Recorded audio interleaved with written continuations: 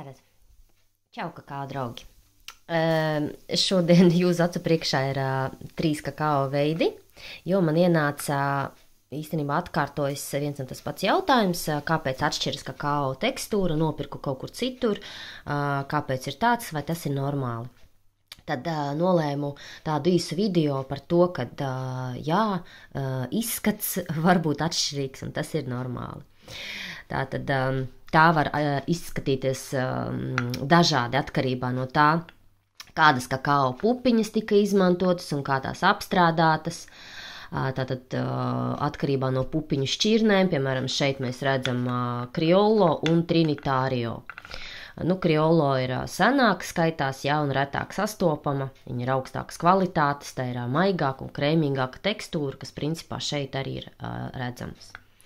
Trinitario ir jau hibrīd šķirne, viņa ir izturīgāka, viņu tā teikt krustoja, labi, par to citreiz, viņa ir biežāk sastopama un tā ir tāda intensīvāka garša un bieži arī nedaudz raupjāka tekstūra.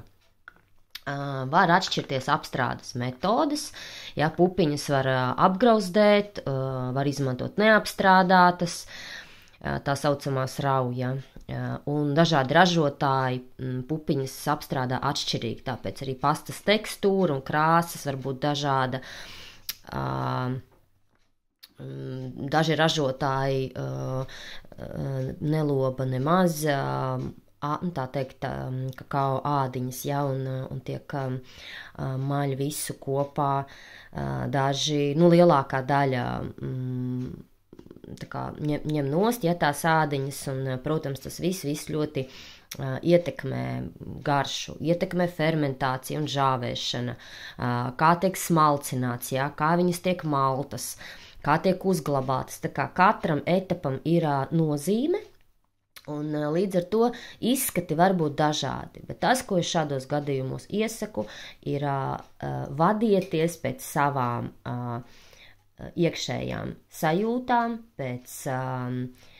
pirmkārt pēc enerģijas, pēc garšas, pēc sajūtas, pēc tā, kā jūs jūtaties ar to, ko jūs gatavojat, vai jūs draudzējaties, pirmkārt varbūt ne tik ļoti kā patīk vai nepatīk, bet kā jūs sadraudzējaties, kāda jums ir miedarbība, kādas ir atklāsmes, un kā jūs sastrādājaties ar jūsu kakao būtni, kura ir iekš jūsu kakao, tāpēc izskats, kā mēs zinām, ir varbūt ļoti, ļoti atšķirīgs, bet jūsu iekšējā balss un intuīcija un sirsniņa tad jau arī pateiks priekšā, ar kādu no kakao jums vairāk patīk, tā teikt, ir dziļāka iedarbība vai jums vajag ikdienai. Tas ir jau nianses un smalkas lietas, ja vēlies uzzināt jau dziļāk vai kaut kā padziļinātāk sadraudzēties ar savu kakao, var arī atnākt pie manis ciemos vai pierakstīties uz konsultāciju vai vienkārši uzrakstīt un uzdot vēl kādu papildinošu jautājumu. Lai jums sirdi atveroši ceļojumi un skaisti kakao. Starp citu, šeit man ir Criollo, kā es minēju, Peru, Rio Abiseo, šobrīd viņš ir beidzies veikaliņā. Šis ir Gvatemalas Trinitario, un šis ir Kostarikas arī Trinitario. Tādi vairāk ikdienas, es teiktu, viņus nosauktu. Dziļākiem ir šis.